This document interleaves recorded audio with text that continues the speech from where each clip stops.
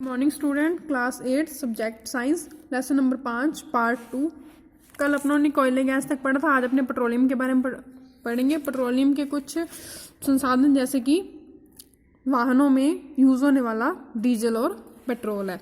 अब ये है कि पेट्रोलियम का निर्माण कैसे हुआ। तो पेट्रोलियम का निर्माण समुद्र में रहने वाले जीवों से हुआ था। जब ये जीव मृत हुए, इनके शरीर समुद्र के पैंदे में जाकर जम गए और फिर रेत और मिट्टी की तहों द्वारा ढके गए। लाखों वर्ष में वायु की अनुस्पत्ति उच्च ताप और उच्च दाब से मृत जीवों को पेट्रोलियम और प्राकृतिक गैस में परिवर्तित कर दिया। उसके बाद है पेट्रोलियम का प्रकाशन। जो पेट्रोलियम गहरे रंग के तेलीय पदार्थ, इनकी गंध अप्रिय होती है। यह विभिन्न संघटकों जैसे पेट्रोलियम गैस, पेट्रोल, डीजल, स्नेहक तेल, पैराफिन, मोम आदि का मिश्रण होता है। पेट्रोलियम के विभिन्न संघटकों और प्रभाज्यों को पृथक करने की विधि को परिष्करण कहलाता है और यह कार्य पेट्रोलियम परिष्करणी में किया जाता है। ये ऊपर उसका डायग्राम दिया हुआ है। उसके बाद है पेट्रोलियम गैस। पेट्रोलियम गैस होती है सीएनजी। इनका उपयोग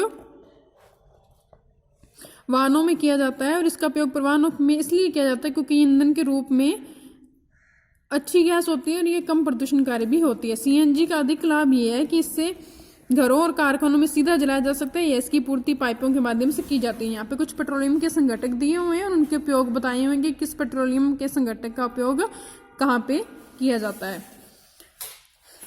उसके बाद है कुछ प्राकृतिक संसाधन सीमित है। ऐसा माना जाता है कि ये जो पेट्रोलियम और प्राकृतिक गैसों का निर्माण था, ये पेड़ पौधों और जीव जंतु के मृत शरीरों से हुआ था और उनको बनने में लाखों वर्षों का समय लगा था। लेकिन अपने पास जो पेट्रोलियम पदार्थ अवेलेबल है वो ऑलमोस्ट 100 साल तक ही और चलेंगे। उसके बाद ये क्या होंगे, समाप्त होंगे। ये बहुत अधिक प्रदूषणकारी होते हैं और ये कहा जाता है पेट्रोलियम संरक्षण अनुसंधान संघ के द्वारा कि जब भी अपने इन साधनों का प्रयोग करते हैं तो अपने को इनकी एक निश्चित मात्रा में इनका उपयोग करना चाहिए। जब अपने संभव हो गाड़ी को समान और मध्यम गति से चलाना चाहिए। यातायात लाइटों पर अथवा जहाँ प्रतीक्षा करनी हो गाड़ी का इंजन बंद कर दीजिए। टायरों का दाब सही रखना चाहिए और गाड़ी का नियमित रख रखाव करना चाहिए। ये लेसन आपका कंप्लीट हो गया। अब हमने इसके क्वेश्चन आंसर करते हैं।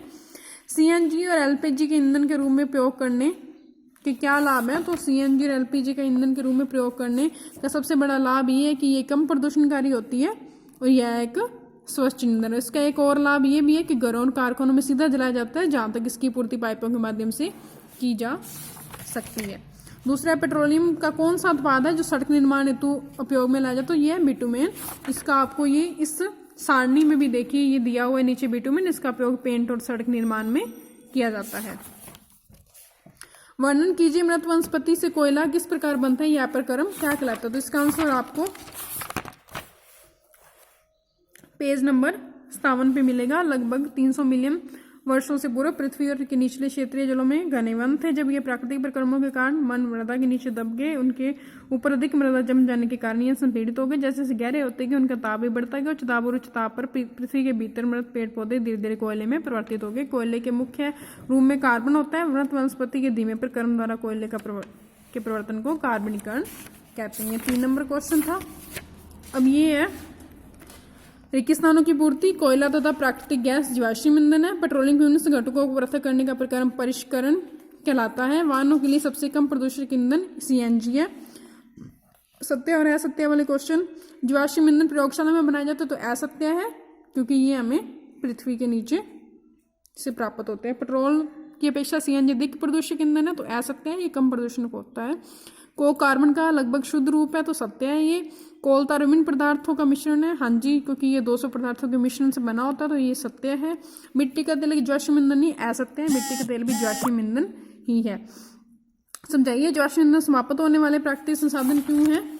तो अभी अपने लास्ट में पढ़ेंगे। कोयला और पेट्रोलियम जीवाश्म ईंधन है। मृत जीवों के ईंधन के परिवर्तित होने के लिए लाखों वर्षों का समय लग जाता है और अपने पास जो अवेलेबल है वो कुछ समय तक की।